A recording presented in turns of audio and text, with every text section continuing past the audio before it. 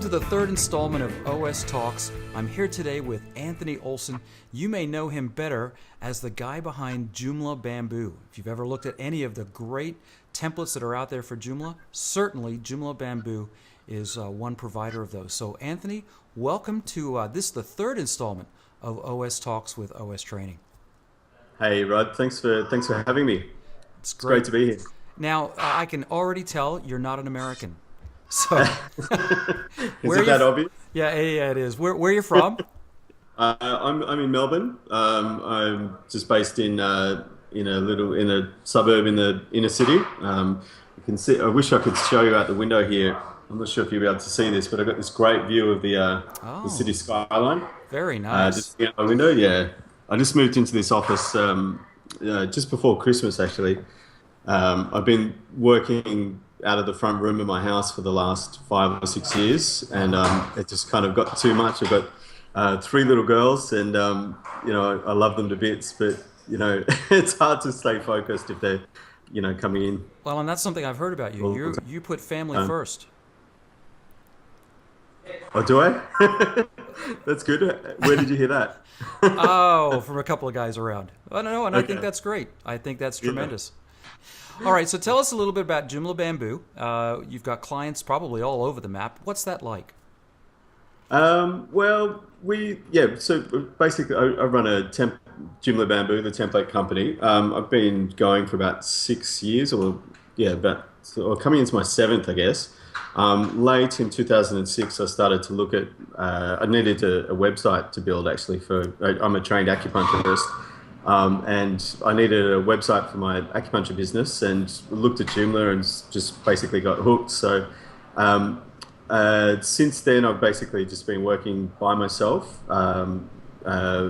building and learning. And around 2009 or so, I stepped up a little bit and started hiring freelancers and getting more developers on board. So it's just me in Australia. I've got some support people in Czech Republic, in the UK, a couple of people in the US. My main developer is based in Brazil, and most of my traffic comes from the States or from Europe. So I'm like this little blip in the middle of the ocean over here, and there's this time in the day.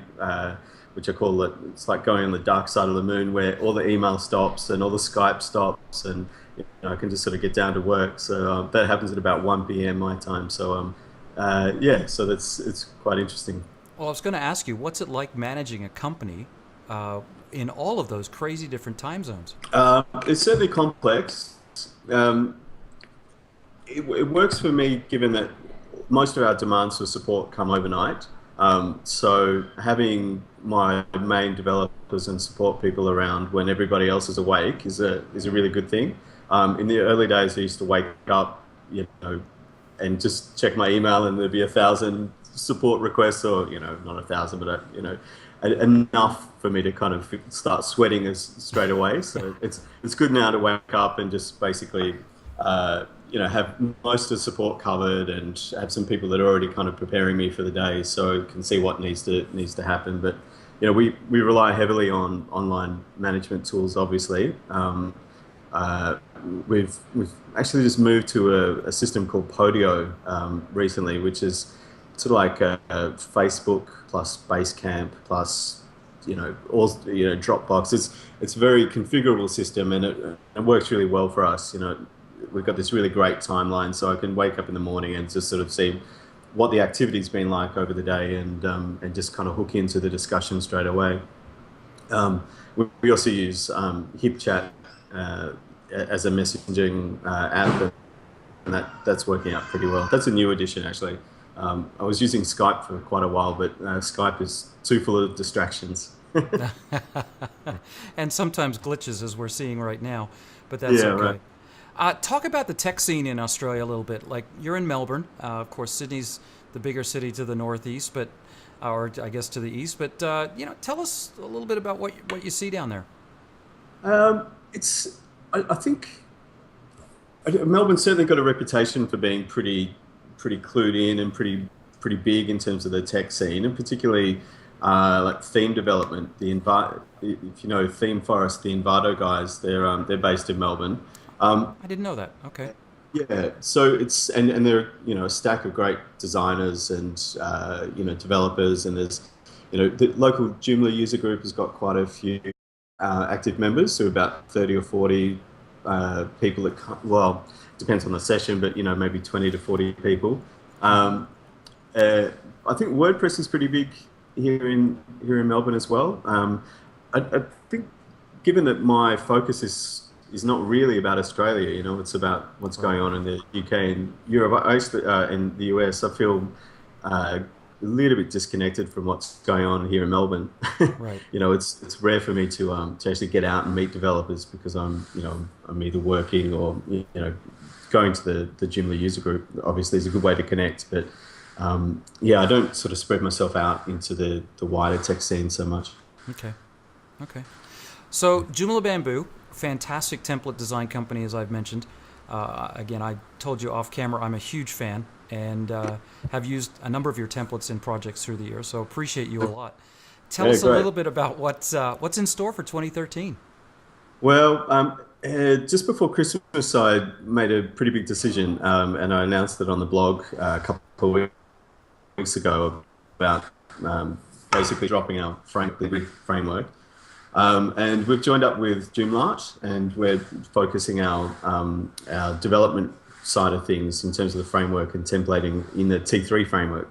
Um, uh, as you know, Joomla 3 is out, and that requires a bit of a change in the code base. And so when I looked at ZenGrid framework before Christmas, I actually had a three-quarter finished product, it was basically a straight port of the ZenGrid framework from 1.5/2.5 to 3, and it was working fine, but it wasn't really sort of pushing the edge of where I felt our products should be.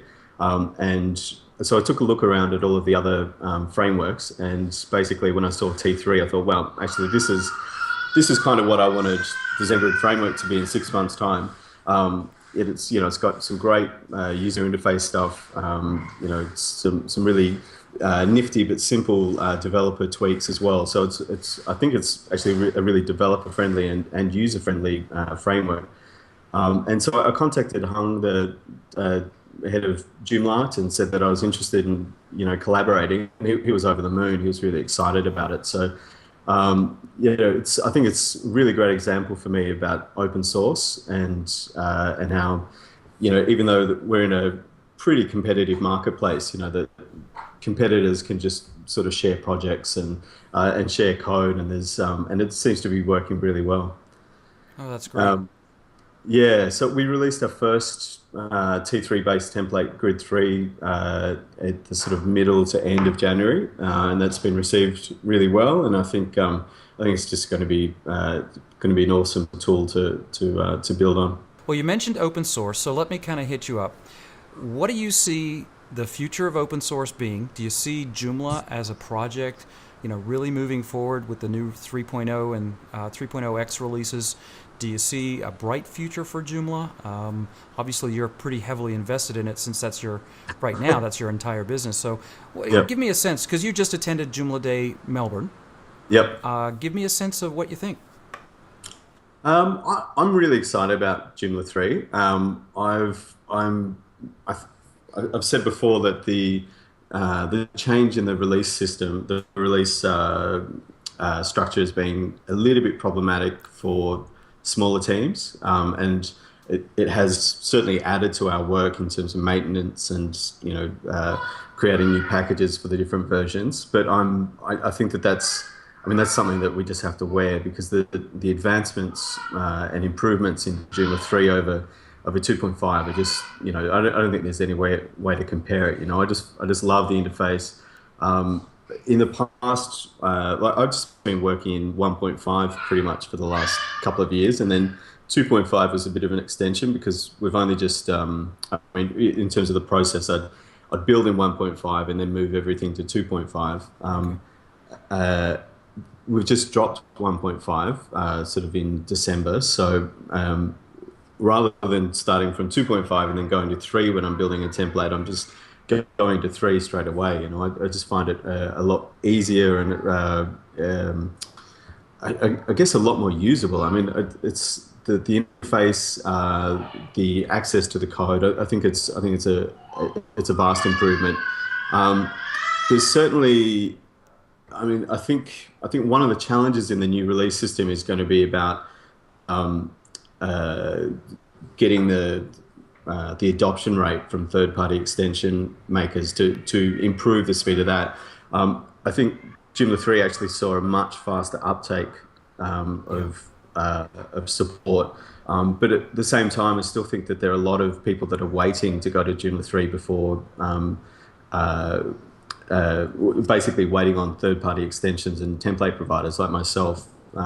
So I think one of the challenges for me, certainly when 3.1, 3.2, and 3.5 come out, is to shorten the gap between that initial release and the time that we can start offering products.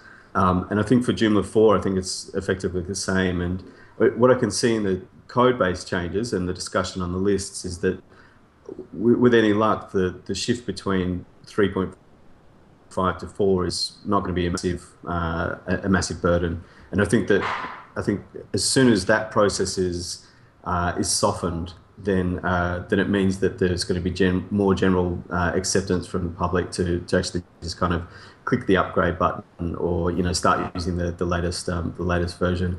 I think that that's probably one of the biggest things that Joomla suffered from over the last year or so in terms of market adoption, is the complexity around the upgrade, or the migration. And I think a lot of that complexity is perceived, but a lot of it's it's real world. It's a real issue. Right. Tell us about Joomla de Melbourne a little bit. I know you were there. You had a great time from what I hear. Impressions. Did you learn anything? Well, I learned that Peter Van Westen has a great sense of humour. It was really it was the first time I've met Brian Tiemann. We've been friends on Skype for about 3 or 4 years. Right. And I've known Peter from various work groups and user groups, but Peter was just a classic. He had the whole auditorium in hysterics. He did this whole thing about all the things that he liked about Australians were from New Zealand. It's basically it's an ongoing joke that Australians love to Yeah. to partake in. So, yeah. Oh, that's great.